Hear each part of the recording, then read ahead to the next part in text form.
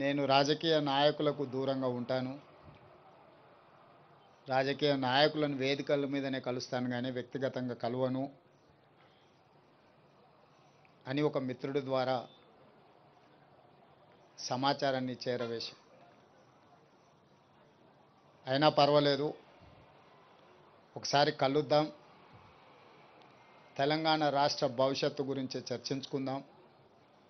రాష్ట్ర సాధనలో కోట్లాది మందిని ఏకం చేసి తెలంగాణ ఉద్యమ బాట నడిపించిన మీరు ఈనాడు 4 కోట్ల తెలంగాణ ప్రజలు కష్టాలలో ఉన్నప్పుడు మీదైన పాత్ర పోషించాలి అని చెప్పి అందశ్రీ గారిని అడగడం, కలవడం, ఆనాడు కాంగ్రెస్ పార్టీని నడిపించే క్రమంలో వారొక గొప్ప స్ఫూర్తినిచ్చింది. కొట్లాడితే ఖచ్చితంగా తెలంగాణ ప్రజలు ఆశీర్వదిస్తారు, తెలంగాణ ప్రజల యొక్క సమస్యల్ని తీర్చడానికి కలిసి పనిచేద్దాము, నీతో మాట్లాడిన తర్వాత నాకు నమ్మకం వచ్చింది, తప్పకుండా నువ్వు చేసే ప్రయత్నంలో నేను చేయగలిగిన ప్రయత్నం నేను చేస్తాను, అందరం తలా ఓ చెయ్యి వేసినప్పుడే ఈ తెలంగాణ సమాజానికి ప్రయోజనం చేకూరుతుంది అని చెప్పి ఆనాడు అందశ్రీ గారి మాటలు, ఆ తర్వాత వారు నేను చర్చించుకున్న అంశాలు మీడియా మిత్రులకు తెలుసు. అందశ్రీ గారితో మాట్లాడుతున్నప్పుడు నాకు చదువుకోవడానికి పట్టణం వచ్చిన తమ్ముడికి ఊర్లో వ్యవసాయం చేసే అన్న చూడడానికి వచ్చినప్పుడు కలిగే అనుభూతి కలిగేది నాకు అందశ్రీని ఎప్పుడు కలిసిన. వారొక స్ఫూర్తిగా ఈ పరిపాలనలో పేదలకు ప్రయోజనం చేకూర్చాలన్న ఆలోచన వచ్చినప్పుడు గద్దరన్నతో పాటు అందశ్రీ గారు సమానమైన స్ఫూర్తిని నింపడమే కాకుండా వారు రచించిన జయ జయ హే తెలంగాణ, తెలంగాణ రాష్ట్ర ఏర్పడ్డ 10 సంవత్సరాల తర్వాత రాష్ట్ర గీతంగా ఈరోజు కోట్లాది మంది ప్రజలకు ఒక స్ఫూర్తిని నింపుతున్నాయి. వారి ప్రతి మాట ప్రజా జీవితంలో నుంచి పుట్టుకొచ్చింది, ప్రతి పాట ఈ తెలంగాణ ఉద్యమ స్ఫూర్తిని నింపడం జరిగింది.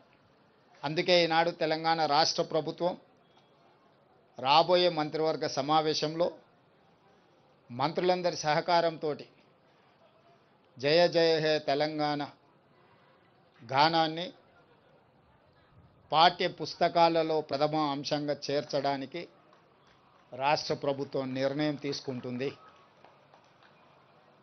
ఇదే కాదు, ఈనాడు ఈ స్మృతివనం ఉద్యమకారులకు, గాయకులకు, కవులకు ఈ తెలంగాణ సమాజం, తెలంగాణ సంస్కృతి సముచితమైన స్థానాన్ని ఇస్తుంది, స్ఫూర్తిని నింపుతుంది అని తెలియజేయడమే కాకుండా వారి కుటుంబంలో ఒకరికి ప్రభుత్వ ఉద్యోగంలో అవకాశం కల్పించడానికి మా ప్రభుత్వం నిర్ణయం తీసుకుంటుంది. ఎందుకంటే జీవితాంతం నిస్వార్థంగా సర్వం ఒడ్డి తన రక్తాన్ని చెమటగా మార్చి తన గళాన్ని ఈ తెలంగాణకే అంకితం చేసి, అలాంటి కుటుంబం ఆర్థికంగా ఎన్ని సమస్యలు ఎదుర్కొంటుందో నాకు తెలుసు. కాబట్టి ఈనాడు వారి కుటుంబంలో ఉద్యోగం ఇవ్వాలని, దీని ఒక స్మృతి వనంగా తీర్చిదిద్దాలని జయ జయ హే తెలంగాణ గానాన్ని పాఠ్యాంశంగా మార్చి వారి స్ఫూర్తిని ఎల్లకాలం, ఈ తెలంగాణ ఉన్నంతకాలం తెలంగాణ రాష్ట్ర సాధనలో అందశ్రీ గారు పోషించిన పాత్రను శాశ్వతం చేయడమే కాకుండా వారు జీవితకాలం రచించిన రచనలను ఒక పుస్తక రూపంలో వారు రచించడం జరిగింది. నిప్పుల వాగు. ఈ నిప్పుల వాగు ఒక స్ఫూర్తి.